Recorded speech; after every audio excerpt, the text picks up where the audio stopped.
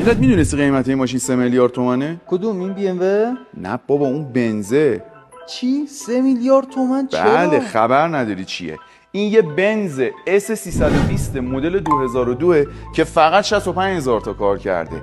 بیاد بهتون نشون بدم این ماشین ارزشش چقدره. هر 4 تا در ماشین کیلس داره، مموری صندلی و صندلی برقی، نه فقط برای راننده، حتی برای شاگرد هم داره، فرمون برقی، استارت سر دنده. یه داخل تنظیم ارتفاع، تنظیم سفتی و نرمی کمک فنرها. ببین پشت‌سری صندلی راننده و صندلی شاگردم به صورت برقی تنظیم میشه. تازه پشت‌سریای سرنشینای عقب هم به صورت برقی در جا میخوابه. پرده عقبش هم برقیه. سانروف داره و همه ایربگ ها رو هم به صورت کامل داره. تازه همه اینایی که بهت گفتم و بذار کنار، یه موبایل با همکاری شرکت نوکیا که از این پشت سیم کارت میخوره و اگرم نگران آنتن